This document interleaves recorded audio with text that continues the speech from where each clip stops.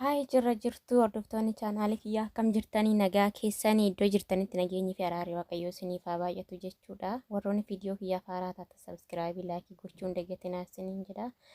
Har'a waa tokkoon qabadhee dhufe jechuudha. Innis maalinni wanta baay'ee garaana nyaata jechuudha.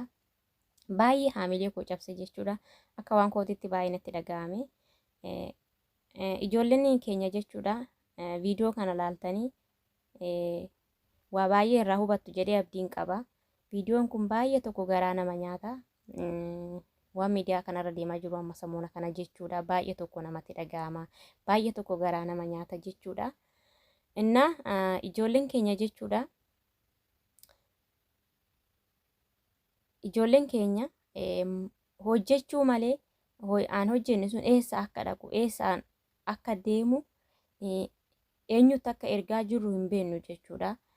Amma kanaaf mucayyoon tuni biyya namaa keessa waggaa 8 guutuu teechee dafqashii dhiigashii fixattee gaafa kaatee biyyatti galtee abbaa manaashii wajjiniin jiraachuu eegaltu abbaan manaashii jechuudha ishii duuba ijoollee 2 godhatee inna abbaan manaashii sun gara fuula rabbii deemnanii ijoollee 2 sun immoo kan mana ishiin itti ijaartee waa hunda gootee deebisanii mana keenya mana abbaa keenyatti jedhaniini baay'ee tokko garaa nama nyaata jechuudha. Biyya namaa keessa jiraanne maalitti akka gallu kanumarraayyuu hubachuu dandeenya jechuudha. Ijoolleen tokko jechuudha. Hunda osoo hin taane ijoollee tokko matuma kootirraa qabee jechuudha. Baay'ee tokko garaa nama nyaata.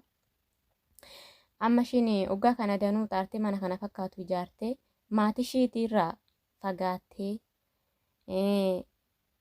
jireenya ishiitis fuulduraa gubdee baay'ee tokko garaa nama nyaatti jechuudha. Dhugaa waaqayyo kanaaf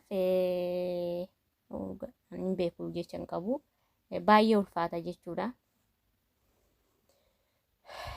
Baay'ee ulfaata baay'ee garaa nama nyaatti. Waa hundaafuu waaqayyoon isa nafsee isaa haa maaru siin immoo janjabina siif haa hawwu buleetii xiyya qaalii hoomaa miti. Waaqayyoon qormaatumaaf namaaf kenne qormaata kana immoo darbuun waanuma jiru akka har'a boochetti boru boossee naftu lafti har'a dukkanaa kun boru hin bari'a waan ta'eef hoomaa miti. Waaqayyoon immoo mirga kee goreetooni dafqa keetii xaaraa turte harka kee buusuu danda'a waan ta'eef hoomaa yaadinii abshirsiin jedha koodeetiyya. Baay'ee namatti dhaga'ama namatti hin dhaga'amu baay'ee namatti dhaga'ama. Dhugaa waaqayyo baay'ee garaa nama nyaata jechuudha. Maatiidha maatii ishiitti hin gorre abbaa manaati abbaa manaa ishiitti hin gorre qabeenya ishiitti hin gorre jechuudha. Waa lama jidduu taftee muca'oomtuun jechuudha. Baay'ee tokko garaa nama nyaatti.